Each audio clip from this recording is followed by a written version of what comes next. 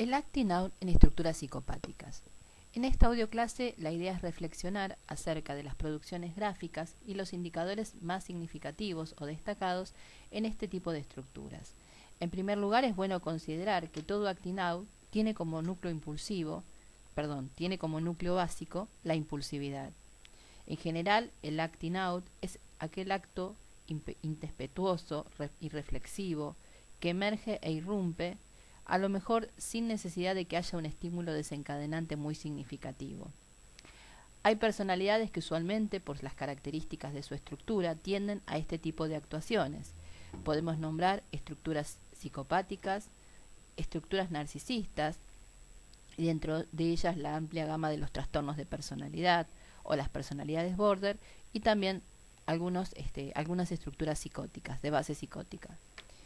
La característica principal y la diferencia es que, si bien en las neurosis a veces puede haber un acting out, es decir, una acción impulsiva, estas son muy infrecuentes y muy espaciadas o aisladas en la historia de vida del sujeto. En cambio, en las estructuras psicopáticas, el acting out suele ser bastante frecuente. Todo acting out implica un desequilibrio de lo emocional y de lo volitivo, ya que compromete la parte motora y el hacer. Si pensamos en términos de pensamiento cartesiano, en la madurez, el sujeto piensa y luego existe, luego actúa. Cuando hablamos de acting out y en estructuras psicopáticas, la actuación es primero y el existir está después.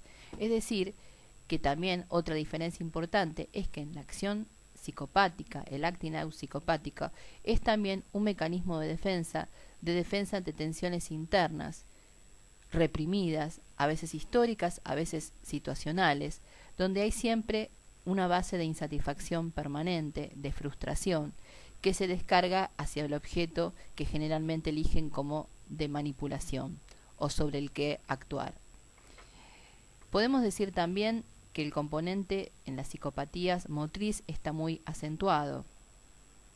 Esto se acompaña también de otros rasgos de personalidad, como son, por ejemplo, la baja tolerancia a la frustración, la falta de autocrítica, algunas perturbaciones en la relación con la realidad, no desde el juicio de realidad, sino en la subjetividad con la que evalúan, y esa subjetividad es porque lo que perciben está teñido de estas necesidades insatisfechas primarias.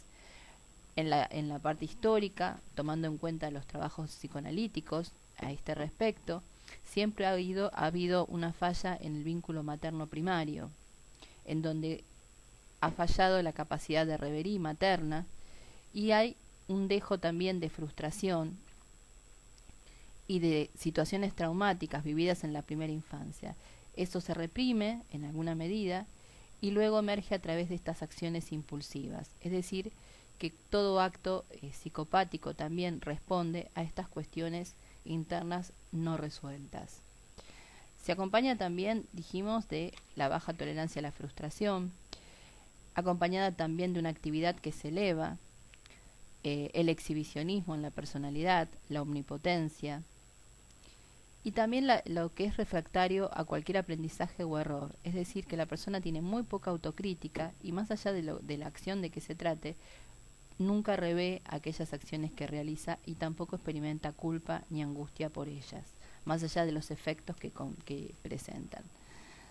Podemos ver en el dibujo que estamos realizando muchos indicadores asociados a psicopatía. En las expresiones gráficas básicamente podemos detectar, por ejemplo, el trazo impulsivo, líneas que proyectan más allá de los límites de unión, en la desprolijidad del trazo, la rapidez y la velocidad, que responde a mecanismos evacuativos como mecanismos de defensa.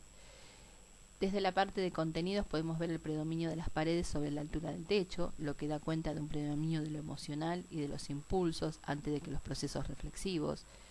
También los trazos en zigzag y en ángulo que dan cuenta de un componente de agresividad significativo. Cabe destacar que en la mayoría de los dibujos el trazo fue similar y en el árbol y en la persona las producciones fueron macrográficas.